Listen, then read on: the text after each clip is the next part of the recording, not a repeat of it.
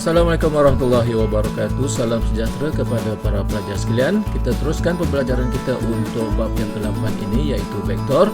Dan dalam siri kali ini kita akan mempelajari tentang penambahan dan penolakan vektor.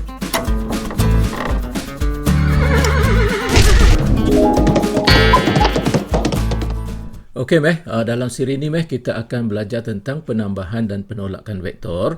Kemudian dalam konsep penambahan dan penolakan ini nanti kita akan belajar tentang beberapa hukum iaitu hukum segitiga, hukum segi empat selari dan juga hukum poligon Okey cikgu, okey.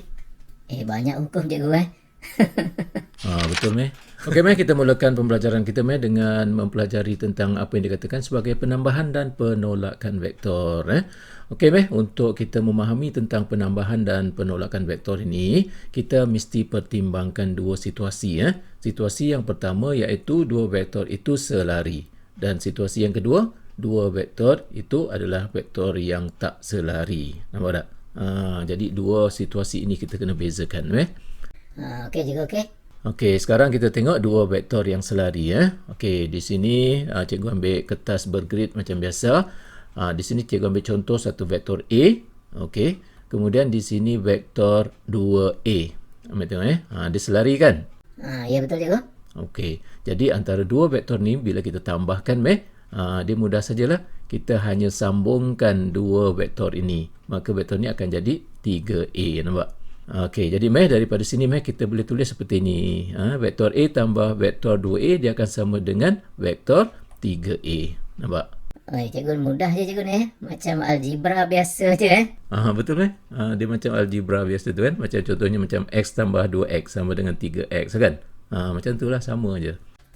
Okey cikgu, okey. Okey seterusnya kita lihat contoh vektor yang kedua ni. Okey, ini adalah vektor AB, iaitu kita nyatakan sebagai vektor U, dan ini adalah vektor CD dan dia selari dengan vektor U dan vektor CD ni adalah 3U. Okey, sebab CD ini adalah 3 kali ganda vektor U kan. Okey, bila kita tambahkan antara U dengan 3U ni, maksudnya kita sambungkan vektor tu, kedua-dua vektor tu. Jadi kita akan dapati vektornya jadi macam ni lah, vektor EF. Jadi vektor EF ni apa dia? Vektor 4U. Nampak tak? Jadi di sini dapat kita simpulkan bahawa vektor U tambah vektor 3U akan sama dengan vektor 4U. Okey, boleh Boleh cikgu, boleh.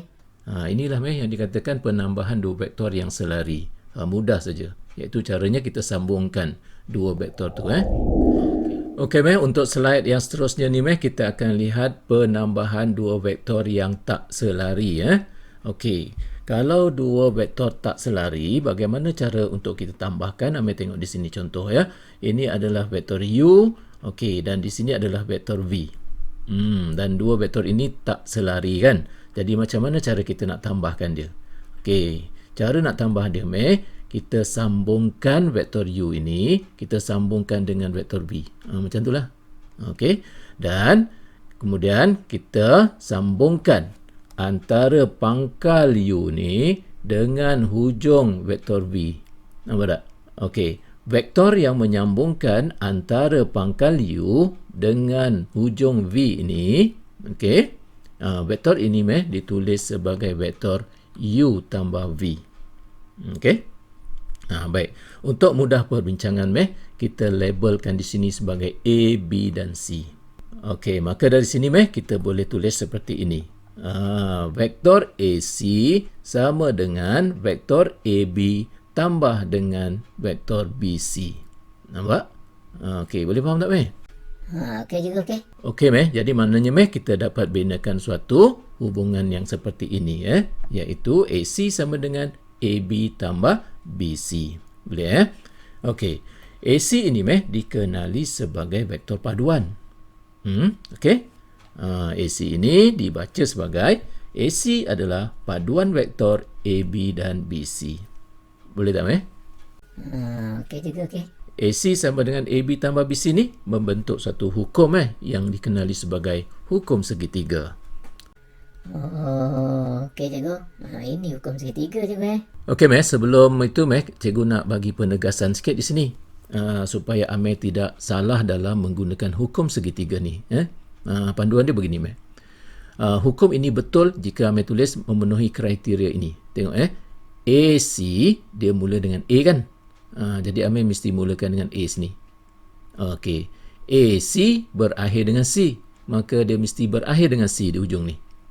Okey, dan kemudian dia mesti disambung di titik yang sama, iaitu B, sini B. Nampak? Jadi maknanya jika Amir menulis pernyataan ini, okey, memenuhi kriteria yang cikgu sebut tadi, maka maknanya Amir sedang menggunakan hukum segitiga dengan betul. Boleh tu dia punya tips dia. Kalau tak memenuhi kriteria tu, maksudnya hukum segitiga Amir tak betul. Okey cikgu, okey. Okey, kita teruskan dengan slide yang seterusnya ni. Apa yang cikgu nak tunjukkan ialah, okey, di sini diberikan vektor U dan di sini diberikan vektor V. Nampaknya vektor U dan vektor V ini bermula pada titik yang sama. Titik awal dia sama ya. Okey. Dalam keadaan ini kita boleh buat macam ni untuk dapatkan penambahan dua vektor U dan V ni. Okey, dengan caranya macam mana? Kita benakan sebuah segi empat selari. Maknanya di sini kami tengok ni, ni adalah vektor yang sama dengan vektor U.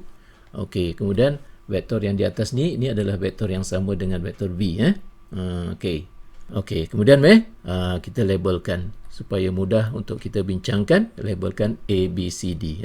Maka terbentuklah segi empat selari di sini. Okey, terus kalau kita tambahkan vektor U dan vektor V ni, maka vektor yang kita akan perolehi ialah vektor ini, vektor AC, iaitu perpenjuru AC tu. Nampak tak? Itu merupakan penambahan antara vektor U dan vektor V, dan kita tulis sebagai U tambah V di sini. Oh cikgu, dia macam segitiga tadi lah cikgu kan? Sebab BC ni dia sama dengan V kan cikgu kan? Jadi kalau sini V cikgu, maka U tambah V lah sini. Betul sama macam perbincangan kita tadi untuk hukum segitiga tu. Okey cikgu, okey. Baik, maka daripada sini dapatlah kita nyatakan seperti ini.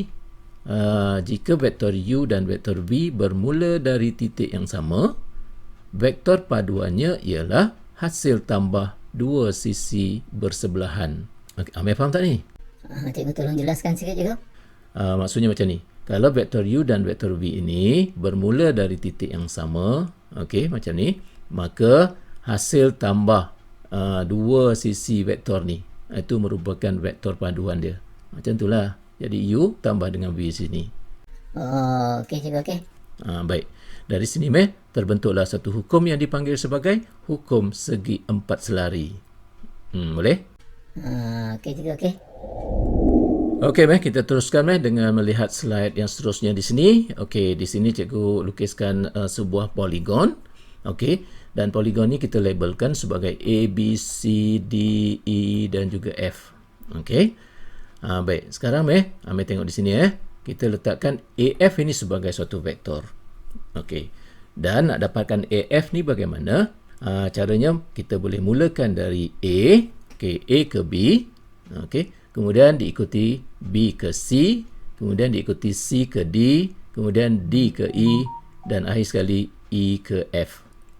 Nampak tak? Maka daripada sini kita boleh tulis seperti ni. AF merupakan paduan vektor AB tambah BC tambah CD tambah DE tambah EF. Nampak tak? Okey, Amir tengok di sini kita mula daripada mana? Daripada A kan? Mesti mula dengan A. Kita berakhir dengan apa? F kan? Ujung dia mesti F. Okey. Kemudian dia akan sambung di tempat yang sama. B disambung dengan B, C disambung di C, nampak? D disambung dengan D, E disambung dengan E. Okey. Jadi dia mesti memenuhi kriteria itu. Dan apa yang melihat ini, inilah yang dipanggil sebagai hukum poligon. Boleh tak? Okey.